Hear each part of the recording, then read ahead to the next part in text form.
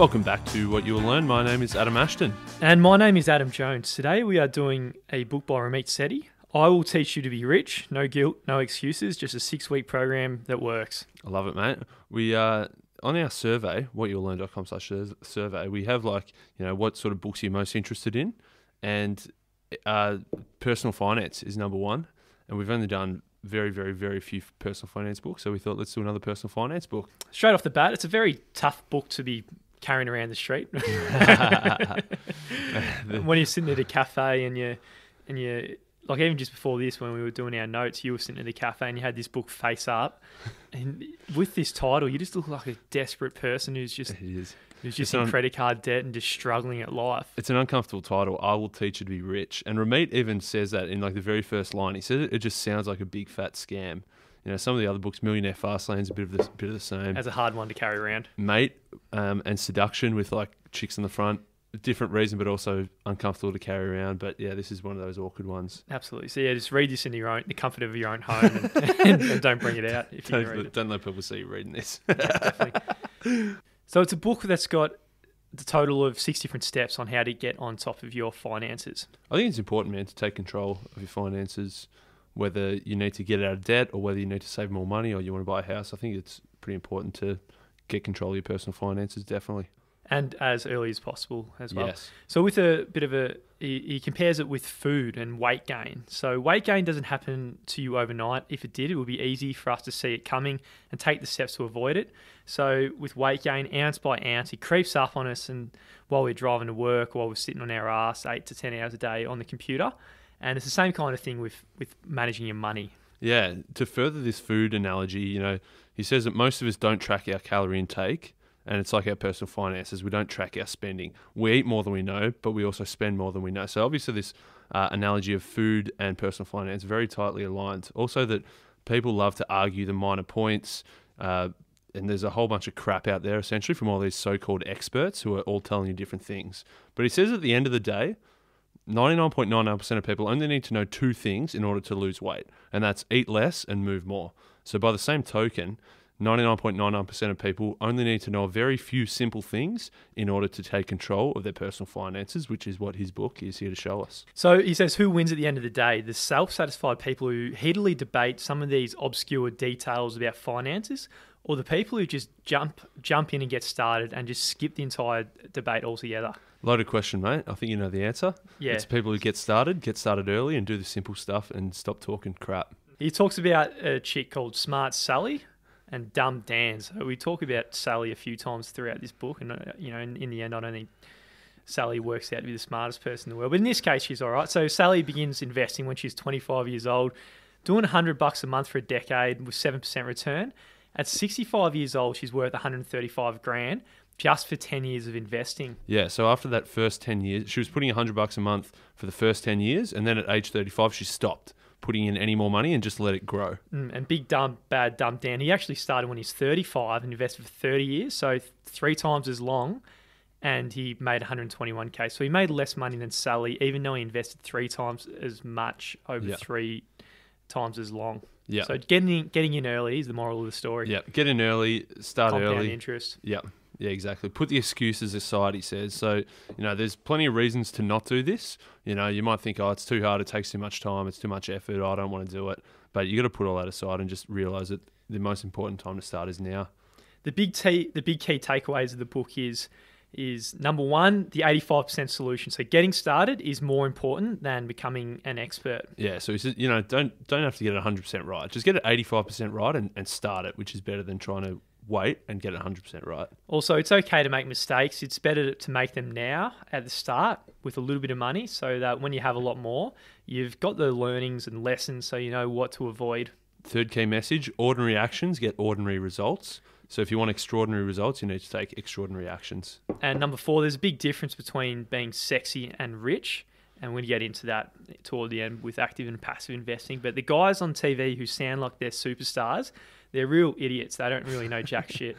And number 5, spend extravagantly on the things you love and cut costs mercilessly on the things that you don't need. And that's comes down to conscious spending, which we'll get into. So the first chapter, he kicks it off with the first thing you need to do is optimizing your credit cards. How to beat the credit card companies at their own game.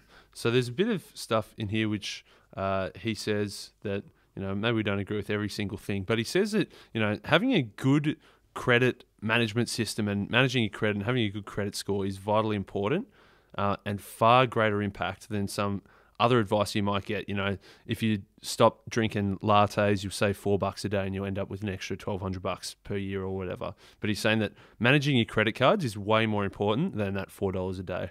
Managing your credit will really impact your credit rating and your credit score. So with a good credit score and credit rating, it means you're a lower risk to lend money to for the banks. So if the banks think you're a higher risk with a really poor credit score, then you're going to have to pay higher interest rates. So on your biggest purchases of your life, where you go into a lot of debt, which might be a house, for some people it might be their car, if you pay just a slightly greater percentage of interest on that, it adds up to be a shitload of money over a long time. So this is a big thing that you can take control of. If you think about it, that if you take out, $500,000 mortgage and you're either paying 4% interest or 5% interest, it might sound small, but over 25, 30-year mortgage, that is absolutely massive.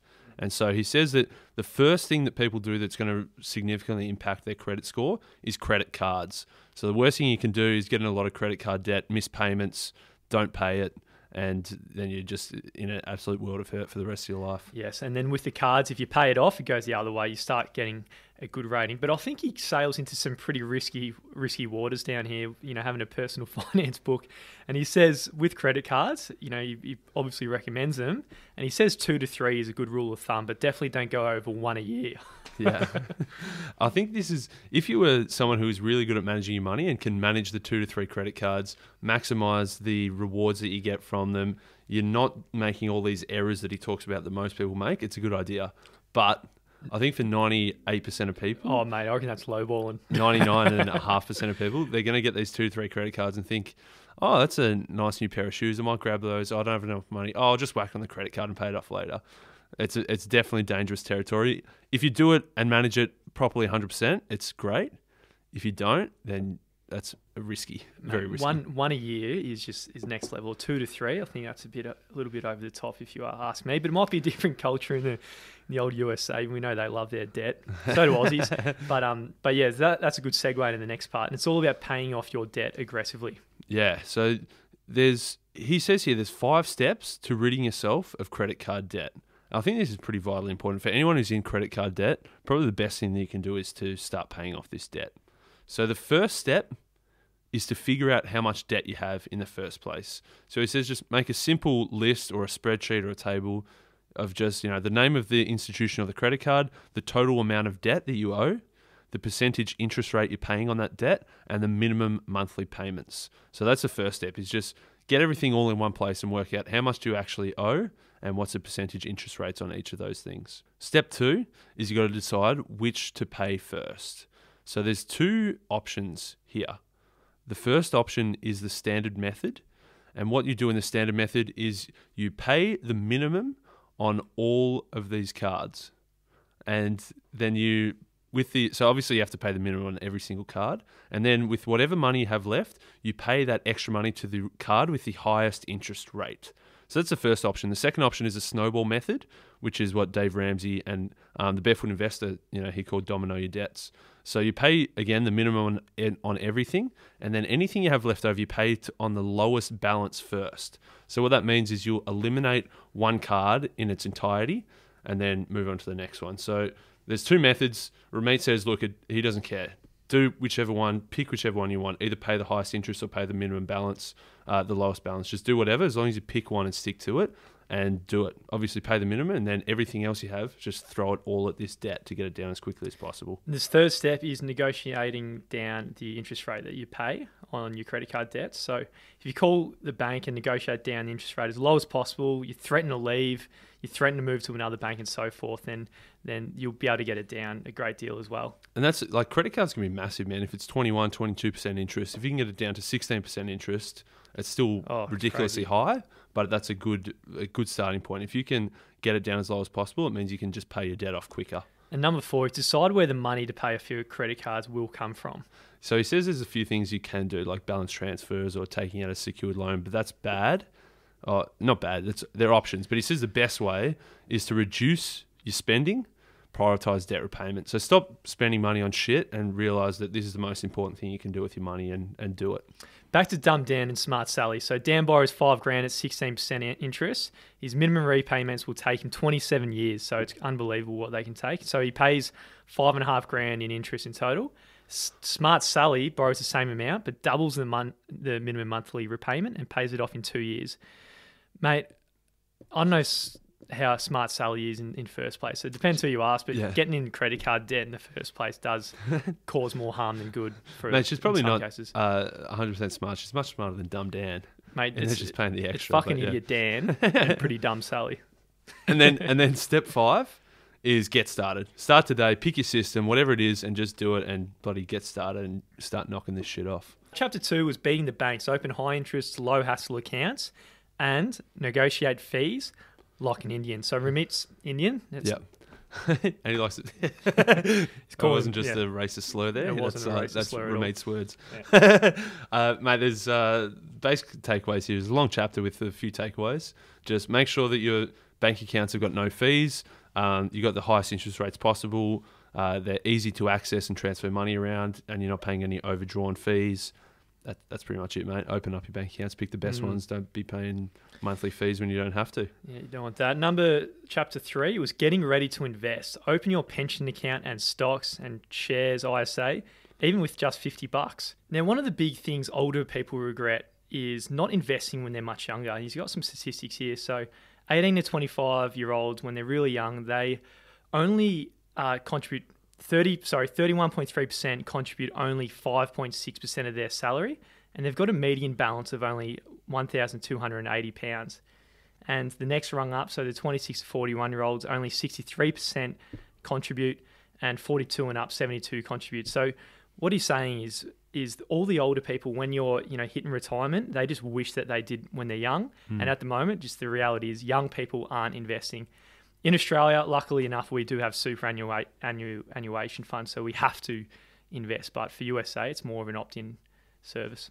Yeah, so that's it, man. Basically, just the main takeaway from this chapter is get started early, start investing, putting away whatever you can. He says, with as little as $50, but obviously putting away, after you've paid off your debt, putting away money into investments, into the stock market, let that compound interest take over. Interestingly enough, man, he says 21% of young people believe they'll get rich by winning the lottery, which is just not going to happen. And 3% via an insurance settlement. Yeah, so they think they'll just get hit by a car and get a nice payout. I think insurance settlement's probably easier than lottery, I reckon. Get away with that. Not ideal, either way. Chapter 4 I really liked, which was conscious spending.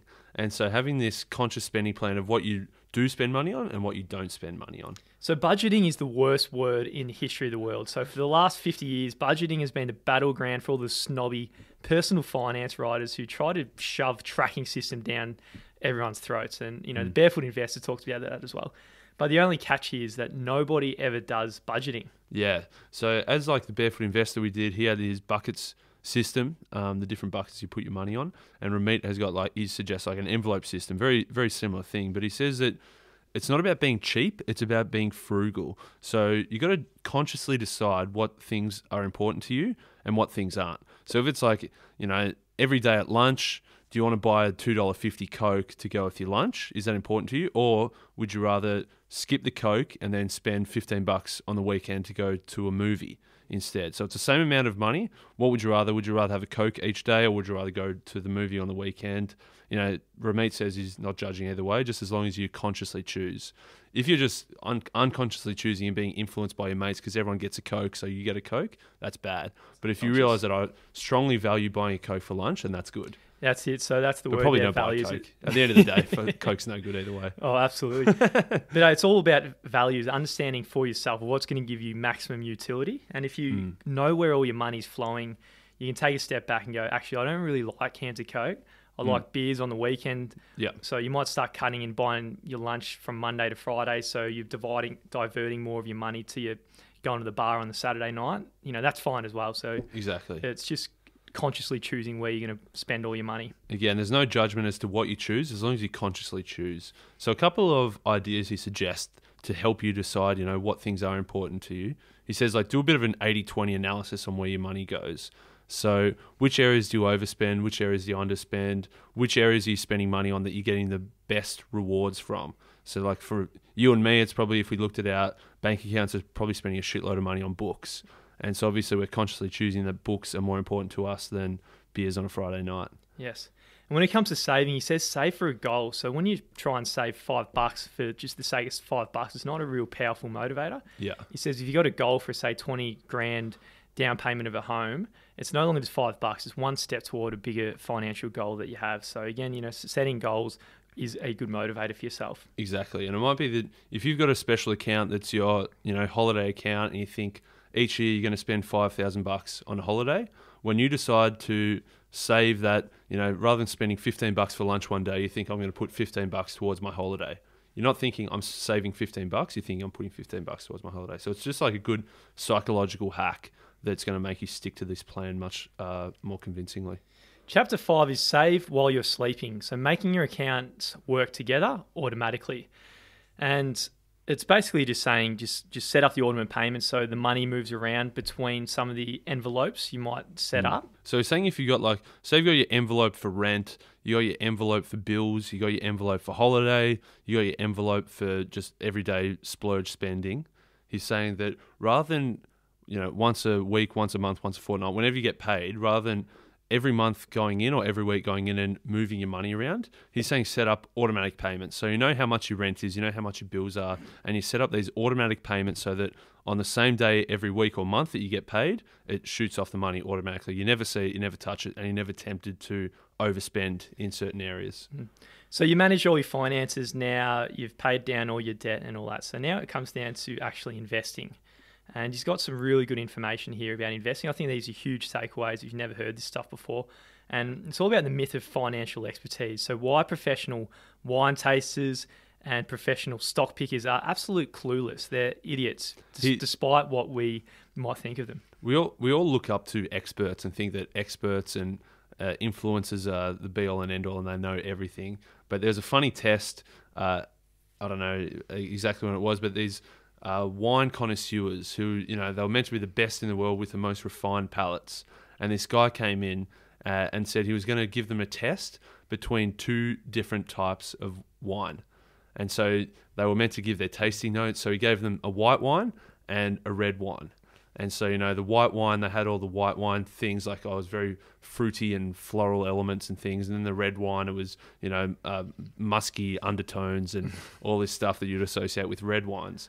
But the catch was both of them were the exact same wine, and the other one he just put red food dye in. So the red wine was actually white wine with red food dye in it, and all these wine experts, none of them even knew the difference. So basically experts are fucking idiots, especially wine experts and also stock pickers. So you can have the fanciest degrees from the fanciest schools. So, so doctors and stuff like that, they're actually experts because they're actually giving you some real value. But when it comes to financial experts, are they actually giving you value? And he breaks it down, and they're really not. They're absolutely fucking hopeless. So you might think when it comes to interest rate, allocation goals, expense ratios, diversification, people just think, this is way too much for me to deal with. But really, which we're about to get into. I think I'll pay a financial advisor. They know better. Because fund managers and anyone who attempts to predict the market are actually no better than the Joe Blow amateurs if they do follow a few certain steps. Yeah, so this myth of financial expertise and experts being able to pick the market and get the best returns possible is really a myth. And, the book we did, The Smartest Investment Book You'll Ever Read, was a lot about this as well, yeah. That's right. So these financial advisors, they regard to where the market's going, up or down, how interest rates and oil production and a butterfly flapping its wings in China will affect the stock market. So it's all about timing the market. So they think they can buy a stock when it looks like it's undervalued and low at a certain time, and then when it goes up higher than what it should be, then they sell it. So it's all about waiting for the perfect timing to buy and sell different stock. But unfortunately, no one can pick where the market is actually going. But still, the talking heads on TV make all these grandiose predictions right? But they're never held accountable. So one day they're saying, "Oh, this stock's it's all going up, and it's all happy days." Bye. Yeah. And then a week later, they're not asked about, "Oh, what about that stock you predicted last week?" They're just forgotten about. They're on to the next one. Absolutely. They feed off all these fluctuations. This went up 2% today, and they think they're heroes. And they're all about high frequency trading, about buying low, selling high. Turning over all these trades. They've got all these stock picking advices. They've got all these newsletters saying buy this, sell this. But at the end of the day, it's all a crock of shit. Absolutely. And they're actually incentivized to move around a lot of money. So every time they buy and every time they sell, they make their commission then. So they're actually inclined to, or incentivized to, actively manage your money. So keep on moving it. So in 2006, the average Goldman Sachs employee actually made $622,000. So that's just in compensation from managing people's money. Unbelievable. As you say, there's misaligned incentives there. Our incentive is to get the highest return. Their incentive is to make a lot of trades so that they make a lot of commissions on the trades. So when it comes down to investing, you might think, all right, well, what about people like Warren Buffett? He's actually made 22% over 40 years. Peter Lynch is another person. He's made 29% on average over 13 years. Another dude, David Swenson, 16% over 23 years. So what Ramit's saying is, yes, it is theoretically possible to consistently beat the market, which is around 8% after inflation. But it's the same way it is possible for me and you to become a heavyweight boxing champion. Yeah. In anything you do, there's going to be extreme outliers when there's millions of people doing something. And Warren Buffett is just an extreme outlier of someone who got extremely lucky at what they do. Exactly. And there's another, as a bit of a side note before we get into the solution to all of this mayhem, was like these email scams.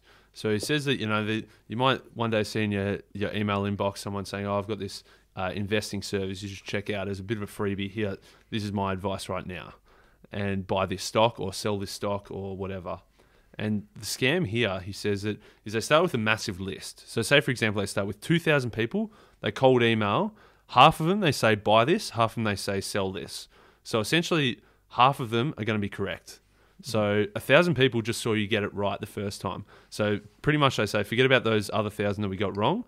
Let's just focus on this 1,000. They split it again, and they send 500 people a buy signal and 500 people a sell signal. Again, they're going to get one of them right, and they cull it down again. And so now 500 people have seen you get it right twice in a row. Essentially, after the fourth one, there's 125 people that have now seen you get 4 correct things in a row. You've got 100% accuracy with them, and now's the time when they start trying to sell you shit, being like, "Yeah, I'm awesome. I picked 4 in a row. Buy in. I'll give you, and I'll sell you the next tip." Mate, it sounds like a terrific idea. Really, it's a well planned, well executed strategy. It's an evil idea. Yeah. Another study which is right on topic is of all these newsletters. Right, so in 1996, there was a study of 200 market timing newsletters who were saying, pick, this is the next big stock, it's going to go crazy. But 12 and a half years later, 94.5% of these newsletters had gone out of business. So they all suck, really. Yeah, that's no good. So what's the solution? So we've been rambling on about how shit all these financial investors are who are actively managing all their money. It all comes down to active versus passive managed funds. And passive is a way to go. So rather than actively trying to manage your funds of buying and selling and trying to time the market and pick the stocks, the best and most successful long-term results on average is just passively managed funds. Yes. And so it's things like exchange-traded funds or index funds, where it literally is like, say, the top 200 companies. This fund represents the weighted average of the top 200 companies. So they buy that, and your fund just tracks the average of the whole market. So we are replacing the portfolio managers who are highly compensated with computers now. The computers don't try and get the hottest stock. They pick the same stock that the index holds. So, for example, the Dow, which is the Dow Industrial Average, holds the top 30 publicly owned companies in the USA. So when you buy a bit of the Dow, you're buying a small piece of the top 30. And you're just taking the average of all of them. And because it's done by computers and not these fund managers, you're only paying 0.25% interest. So in the fees. The fees is completely obliterated compared to actively managing funds. Exactly. So if you think that, say, on average, the stock market is as a whole is achieving 8%, you're paying your 0.25% fees, that's what you're achieving. Whereas if these active managers, he says, not only are they achieving worse results, so they might be achieving 5, 6, 7% returns, which is worse than you'd get by passively, they're also then charging you 2, 3, 4% in fees. So when you subtract that out, it's a no-brainer that passively are not only returning more, but you're also paying less fees. So as a whole, it's just win-win-win to go passive, not active. So next time someone says to you they're an absolute superstar investor, something you can do is ask them the question, what were your after-tax, after-fee returns for the last 10, 15, and 20 years? And yes, their response must include all fees and taxes, and check if they actually beat the market over that longer period of time, including fees and taxes. And the reality is that none of them will be able to do that, really. Yeah. And so that's what Ramit's saying is next time that you're looking for a fund manager, forget about these active guys and just go for the nice, simple, and most effective, most successful, passively managed, index funds. And there's a quick Google search if you guys want to go and check out more. There's a whole heap out there. I know Vanguard's a big one. That's not mentioned in the book, but I know they're out there. But if you do a bit of research, you could save a lot of money over time. Just get your money out of the hands of these active idiots. So in summary, if you've got any credit card debt, the first and most important thing you should do is to pay that off as quickly as possible. We've also then set up our bank accounts. We're not paying fees and we're getting the highest interest rates possible. We've set up our pension or our long-term savings. We've set up our automatic payments. And we've realized that, these financial experts are useless and we're just going to invest our money in passive index funds. Take control. So, yeah, it's got a little bit more toward the end of the book, which we're not going to get into about buying a house and cars and all that kind of stuff. But overall, what did you think of the book? Pretty average, or subpar even. Say subpar. Man, I found that there was some things he went into way too much detail. So he went into way too much detail about what items are on a credit report and things like that. But then other things he talked about some ways to earn more money, like negotiating a pay rise, getting a high-paying job, or starting a freelance business. And they were just real skimmed over a couple of sentences on each. Mm-hmm. So I feel like he overweighted some unimportant elements of the book and underweighted some more important elements. Mate, when you titled the book, "I'll Teach You to Be Rich," that's a big promise. And massive. I don't think we're there yet. I think the advice in the book gets you nowhere near that. If you ask Ramit Sethi, how did you get rich? I don't think it was following his own advice about investing in the stock market. It was actually writing a book, starting a business, and selling books, selling online courses, and running a business that way. And none of the book really talks about that much stuff. So I think when you're saying, "I will teach you to be rich," it's not necessarily, I think, the case. You can get rich. You're probably going to be rich when you're 70 years old, though, and it's a slow life, a life of sacrifice. I'd have to agree. I was expecting more. I don't know if it's just because there's a lot of crossover with some other books we've read, but didn't love it. Sorry, Ramit. Sorry, mate. And so just the title of the book doesn't really follow what it should say. So I think it's a very poor book for me. I'm going 4 out of 10. Whoa, I'm going to go 4 as well. 4. Oh. But having said that, if it's the first time you come across active investing versus passive investing, I think that is a huge takeaway. And, again, the book costs you $25. And if you learn about that, then it's definitely worth a read. I'll also say if you haven't read a personal finance book before, and if you're in 20, 30K of debt, then spending $25 to buy this book and read chapter 1 and start on your way out of debt and stop paying these massive interest rates, that's a massive, massive ROI right there. Yes, and that's if you read the good part of chapter 1, not the other part that encourages you to use more and more credit cards, which is probably the worst financial advice I've ever heard. Even if you couldn't even try to find worse financial advice and encouraging you to go and max out at 3 credit cards or only 1 credit card per year or whatever. It's just a fucking joke, Ramit. So you're getting 4 out of 10, mate. So it's safe to say Ramit, he didn't join us for an interview. So maybe next time. I Will Teach You to Be Rich will not be part of the What You Will Learn book club this month. Sorry, Ramit Sethi. This month it was The War of Art by Stephen Pressfield. So if you want to join the club, go to patreon.com/whatyouvillelearn and hope to see you there.